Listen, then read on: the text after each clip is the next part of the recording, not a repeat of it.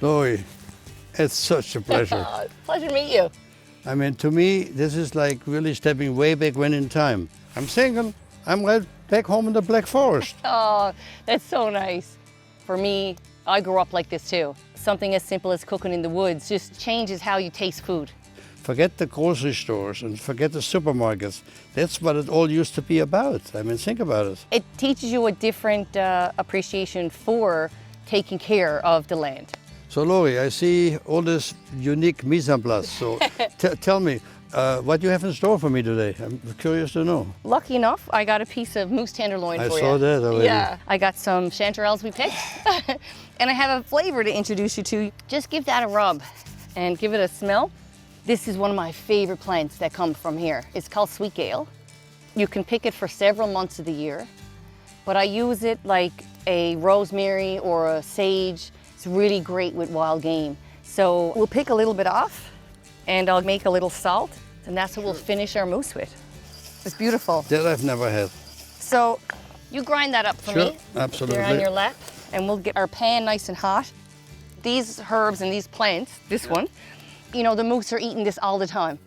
Tell me, how did you figure out in the beginning what herbs can you use, or is it common knowledge? No, it's definitely not. And it, you know, most of the stuff I picked today, my grandparents didn't pick it, my mom and dad didn't know about it.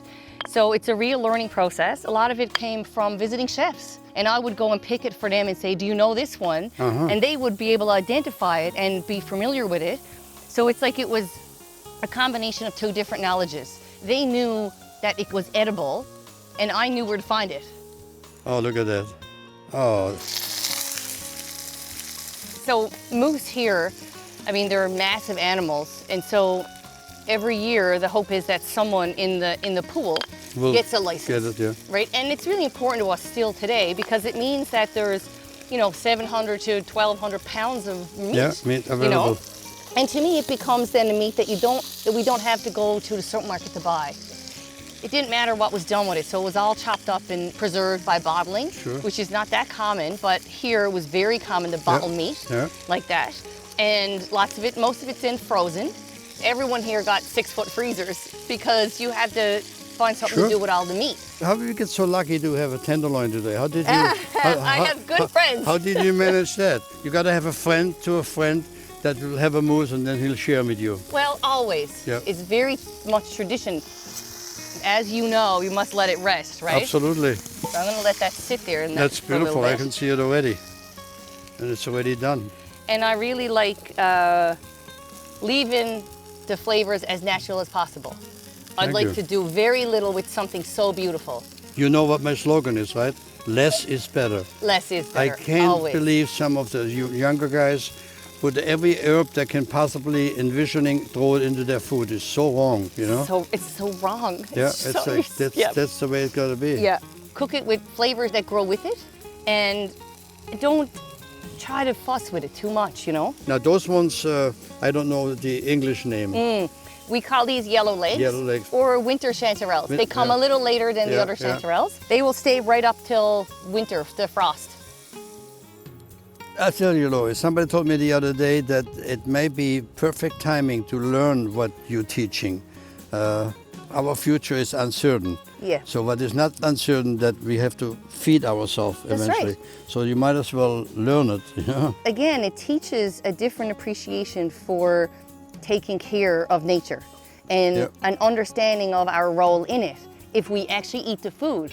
Because I say that is how we pay attention to, you know, when laws and regulations change. Because, you know, sometimes if you're not doing it or eating it, why will it matter to you?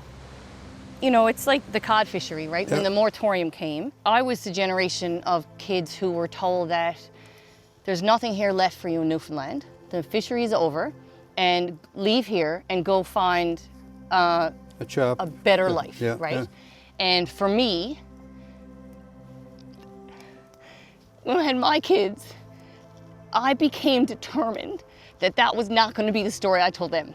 And that is why I started eating and cooking more like this. And I started spending more time with people who lived off the land. And that gave me an opportunity to actually live differently every day. I have a really deep appreciation for people to do what you do because it's such a forgotten art.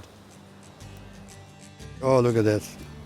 Man, we got the time just perfect. Look at that here. Oh, golly. I don't expect you're the kind of man who is going to say it's too rare. Never. Not this gorgeous looking tenderloin. Now, my parents would never eat this like this, right? Many generations here, again, all the meat was stewed, right? And it was about feeding large families. Have a taste. Oh, man. Oh, heavenly. Heavenly. Not kidding. I've never had this spice before. So it's unique. New flavor. I feel sorry for the people at home. It's just for us today. 5-star. I tell you what, any Michelin chef out there, eat your heart out. Unbelievable. Thank you so much.